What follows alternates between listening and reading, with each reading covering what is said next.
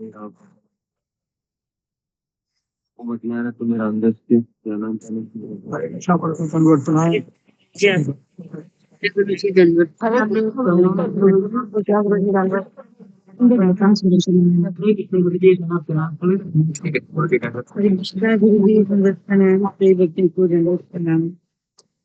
कृष्णा प्रभु जी हरे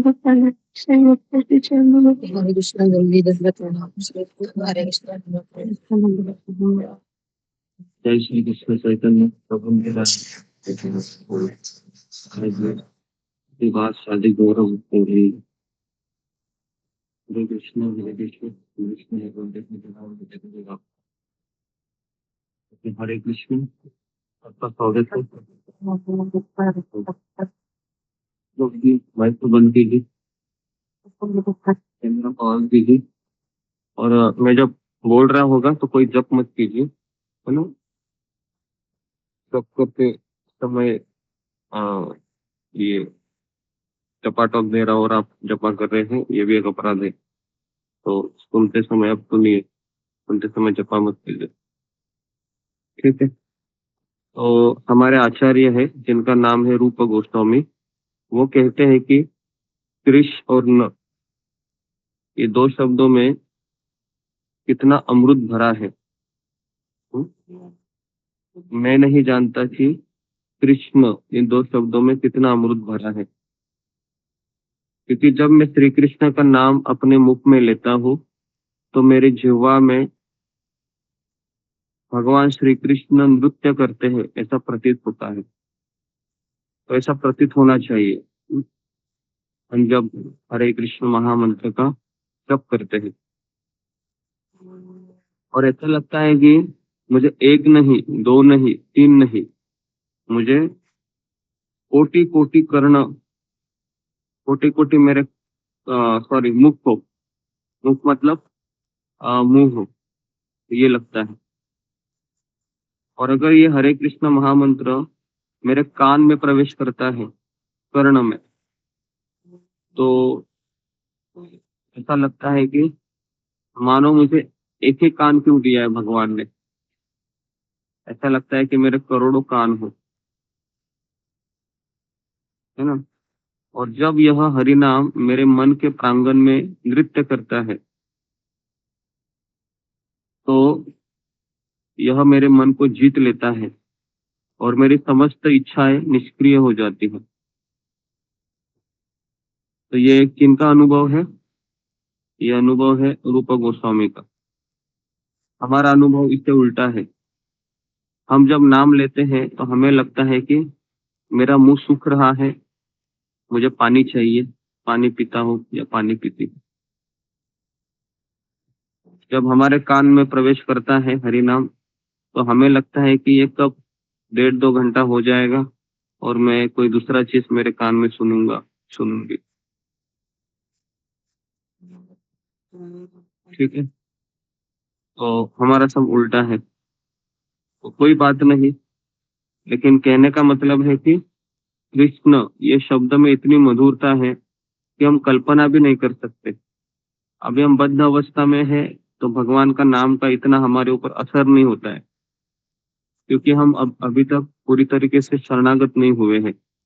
अभी भी हमारी भौतिक इच्छाएं हैं, उस चूहे की तरह जो है ना, बाहर जाने की भी कोशिश में लगा है, लेकिन अंदर का केक खाने के लिए वो इच्छा को अभी भी बनाए रखा है। तो इसलिए हमारी अवस्था बहुत ही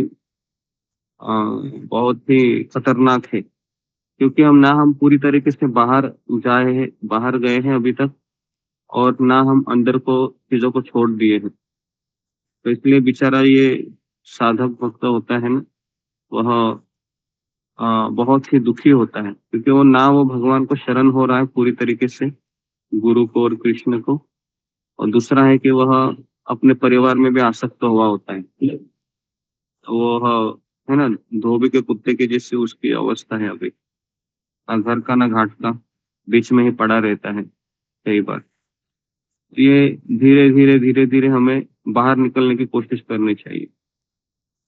तो भक्तिविनोद ठाकुर कहते हैं, इस जगत के पतित जीवों की दुखद दशा को देखकर निताई स्वयं ब्रजधाम से हरि नाम को लेकर आए हैं।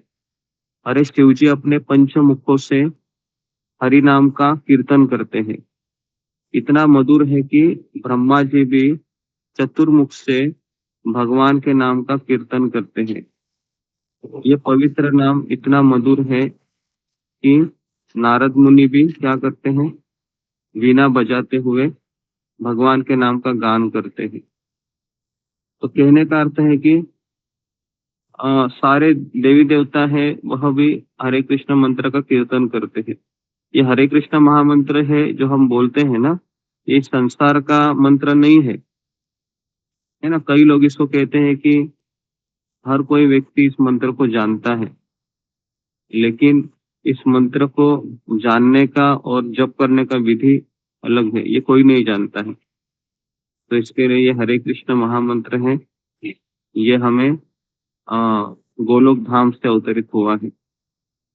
और जितना आप इसको समझेंगे ना कि हरि नाम लेने से मेरा दिमाग शांत होगा और भगवान प्रसन्न होंगे, मैं इस संसार से लड़ पाऊंगा, तो व्यक्ति निरंतर हरि नाम लेते रहता है, वो थकता नहीं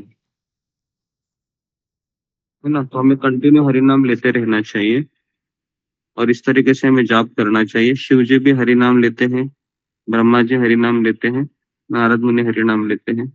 भक्तिविनोद ठाकुर कह रहे हैं कि भगवान का नाम इतना मधुर है कि तुम तुरंत वृंदावन में चले जाओ और वहां पर तुम यमुना के किनारे बैठकर यमुना जी के सानिध्य में हरि नाम ले लो, ताकि तुम्हारी मधुरता और बढ़ेगी। तो ये हरे कृष्ण महामंत्र का मैंने चीजें बता।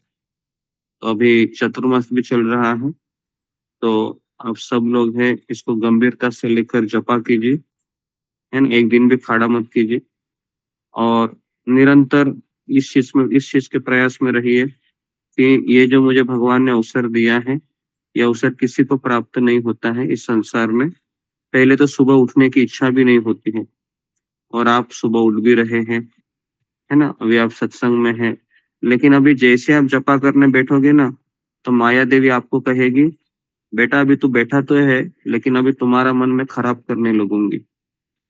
और फिर हमारे मन में अभी सारे विचार प्रवेश करते रहेंगे। और ये 2 घंटा हमको अभी लड़ाई करनी है, इसके साथ, अपने मन के साथ, है ना। मन के शब्दों को हमको बाहर ही रखना है और हरि नाम पे फोकस करना है। मन बोलेगा उठो, खड़े हो जाओ, सो जाओ। मन ये भी बोलेगा किचन में बहुत बर्तन पड़े हैं। मन ये भी बोलेगा झाड़ू नहीं मारा है। मन ये भी बोलेगा मुझे यहाँ करना है, वो करना है। लेकिन आपको युद्ध करते हुए हरि नाम पे फोकस करना है, क्योंकि ये संसार के काम है, कभी खत्म नहीं होगी, हमेशा याद रखिए। ये संसार चलता ही रहेगा। आप मर जाएंगे ना, तो भी मरने के एक दिन पहले भी आप यही करते रहोगे। तो इसलिए हरिनाम पे ज्यादा जोर दीजिए, है ना। इस संसार के काम खत्म नहीं होगा, उसको मैनेज कीजिए अच्छे से। और ये जो समय है इसको आप हरिनाम में लगाइए, ठीक है। तो यहाँ पर मैं रुकता हूँ, तो अब सब हम जपा करेंगे। आपके सब क्षमा करें, तो क्षमा करें गुरु जी।